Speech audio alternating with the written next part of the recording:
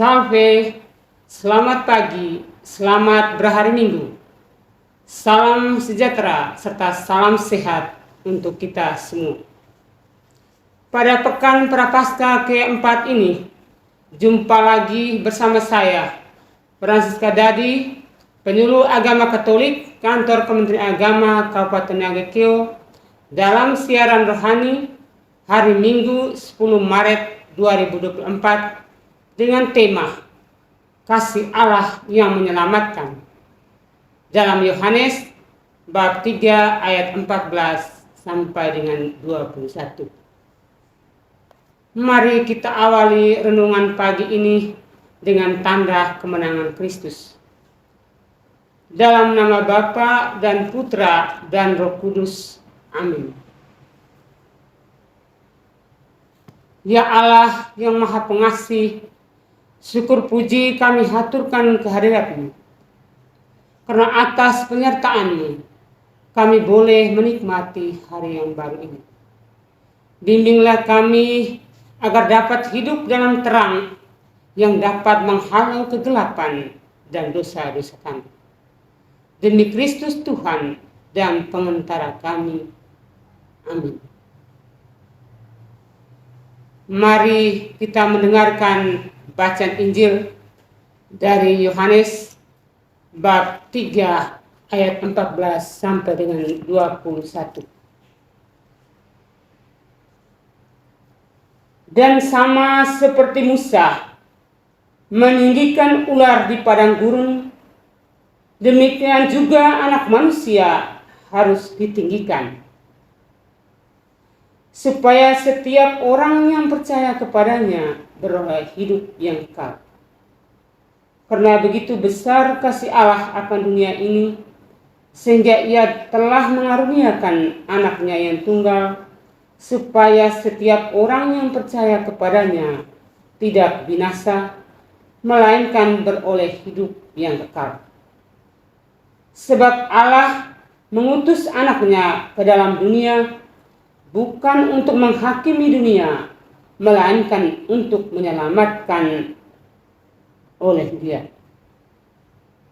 Barang siapa percaya kepadanya, ia tidak akan dihukum. Barang siapa tidak percaya, ia telah berada di bawah hukuman, sebab ia tidak percaya dalam nama Anak Tunggal Allah.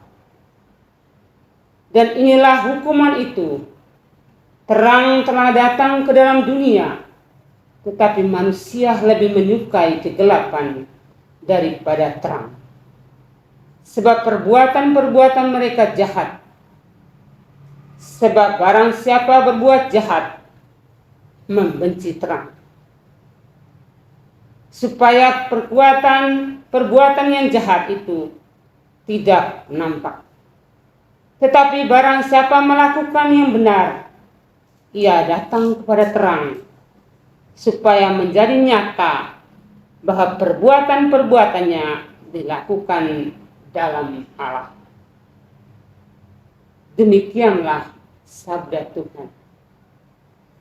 Terpujilah Kristus. Bapak, Ibu, Saudara-saudari, tema renungan kita hari ini adalah kasih Allah yang menyelamatkan.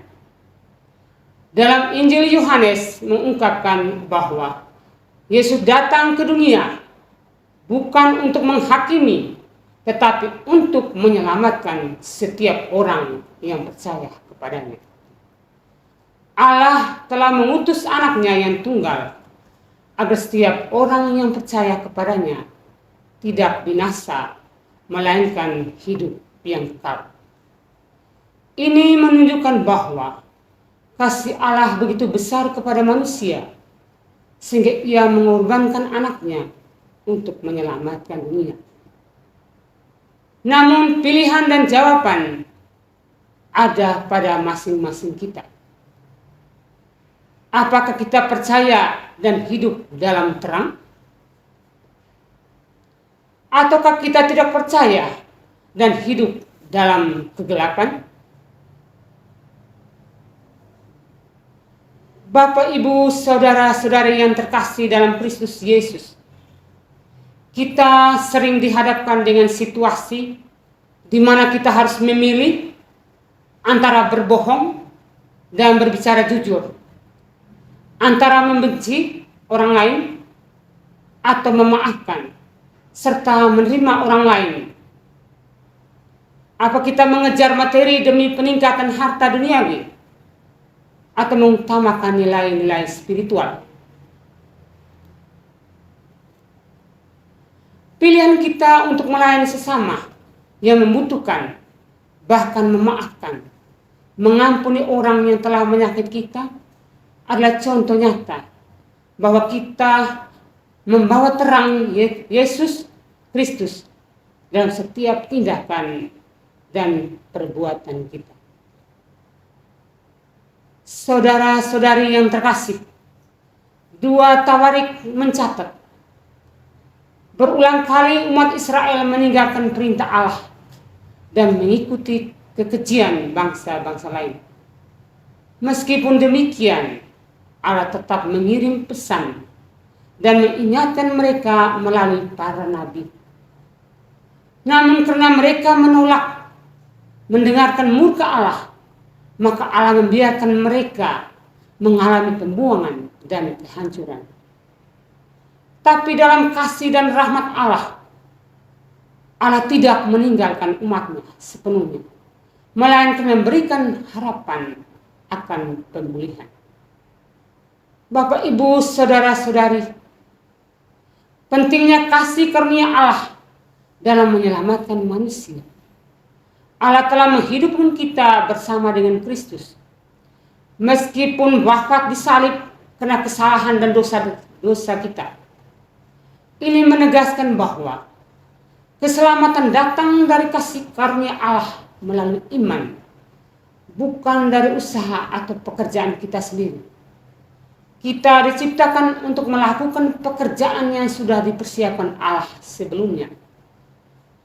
Efesus bab 2 ayat 4 sampai dengan 10. Bapak, Ibu, saudara-saudari yang terkasih, kita dipanggil untuk percaya kepada Kristus yang hidup dalam terang dan melakukan perbuatan baik sesuai dengan rencana Allah bagi kita.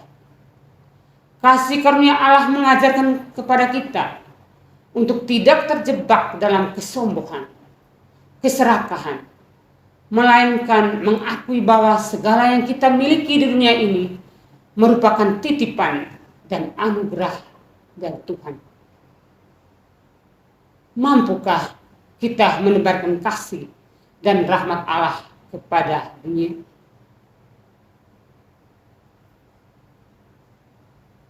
Marilah kita berdoa. Ya Tuhan yang Maha Pengasih, dalam hidup yang penuh dengan pilihan, yaitu untuk berbuat baik dan berbuat dosa, kami berdoa agar Engkau memberikan kami dengan terang Roh Kudus-Mu, agar dapat dengan bijaksana untuk memilih jalan kebenaran dan kasih-Mu. Dengan perantaran Kristus Tuhan kami. Amin. Salve.